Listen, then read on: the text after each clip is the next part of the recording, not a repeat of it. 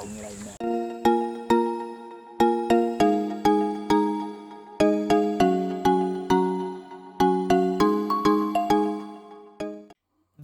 is about a poor giant who fell victim to a poacher's trap and is suffering from a deep cut wound caused by a piece of cable wire noose cinching deeply into his leg.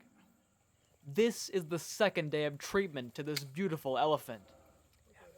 In the first day, when the wildlife officers first noticed this elephant, he was suffering from the painful constriction caused by a piece of snare wrapped around the leg. The wildlife officers carefully removed the gory snare from the elephant's leg and relieved it from long-term suffering.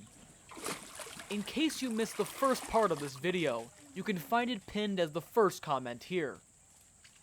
After removing the snare, they treated from the deep cut wound caused by the snare and administered necessary medicines in the form of injections.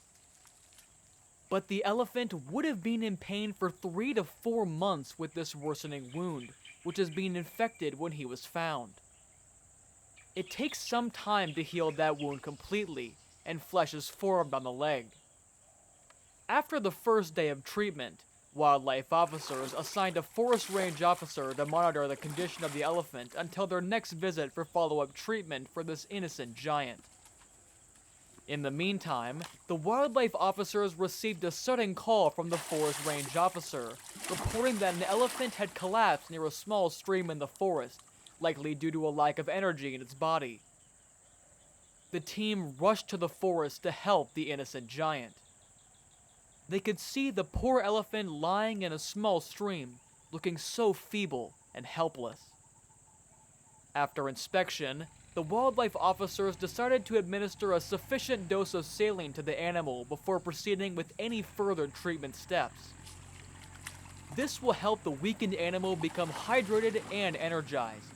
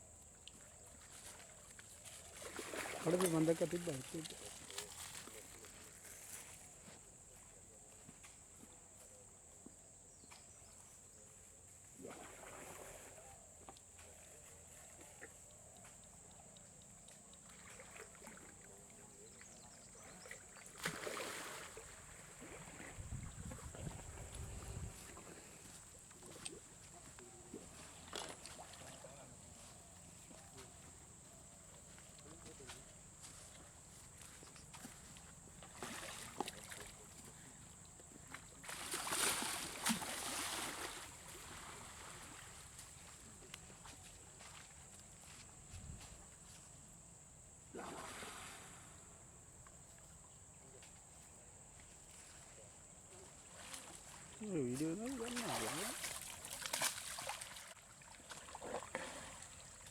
Vẫn. Lâu cái tụi mình ai có vấn đề không thế? Xem cái đó chưa lấy gì.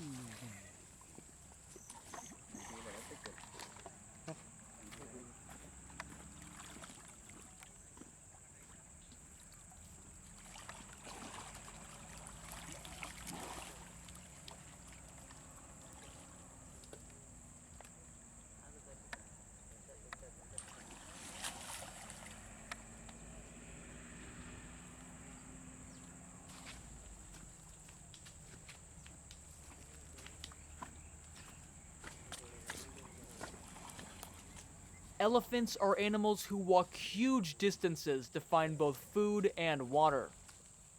But with this injury, this elephant is unable to do so. Therefore, due to the lack of food, the elephant's energy may have been diminishing, eventually resulting in its collapse on the ground. Meanwhile, the veterinary surgeon and wildlife officers are busy preparing medicines like antibiotics, multivitamins, painkillers, etc.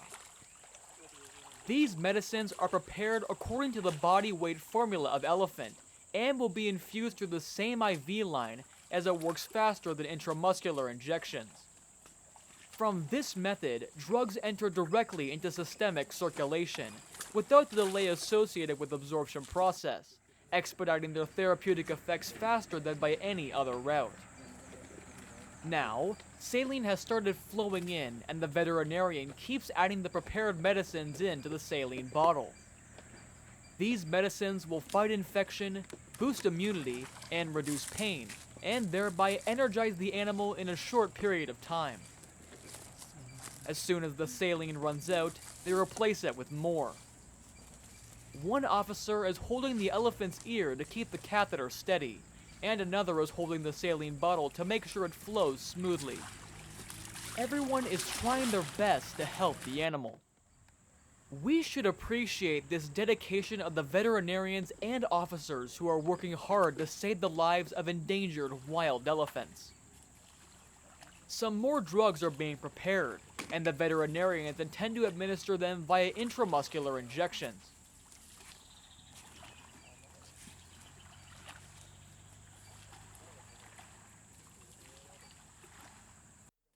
Certain drugs cannot be safely mixed together in infusions or diluted due to the risk of precipitation or other adverse reactions. Therefore, these medications will be administered separately. These officers and veterinarians are conducting their duties with a thorough understanding of drug compatibility, ensuring the accuracy of the treatment methods. The elephant started moving a bit, showing signs of getting re-energized. Prolonged staying in water isn't good for its health, so the officers tried to help it stand up and get out of the muddy stream. They placed a rope loop around the elephant's neck and pulled from one side, while other officers gathered to push, encouraging the elephant to stand. They achieved some success in their efforts. The elephant, who had been lying in the muddy stream for nearly 8 hours, is now finally able to sit up and lift its head. It looks around, showing gratitude towards the group of rescuers. They allowed the elephant to remain in that posture for some time because he was still gaining energy, and it wouldn't be wise to force it to stand immediately, which could tire him out.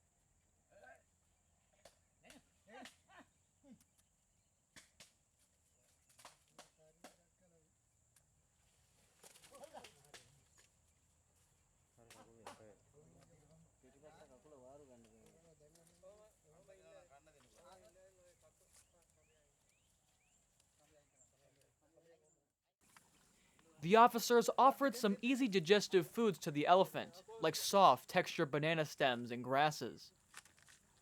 With the second dose of antibiotic administration, the infection in his leg will soon be on the path to recovery. These antibiotics will eradicate the growth of microbes causing the infection and preventing it from worsening. This may facilitate faster healing of the deep-cut wound. Once healed, he will soon be able to resume his previous life, roaming freely in the forest and eating whatever he likes. Until then, the wildlife officers will monitor the elephant and administer regular doses of antibiotics once a week until the elephant achieves full recovery. As it was getting darker, the officers left the forest, assigning a forest ranger to monitor the elephant. They were informed that the elephant was able to stand up after 3 hours and move deeper into the forest. When the next dose is due, the wildlife team will locate him for further treatment.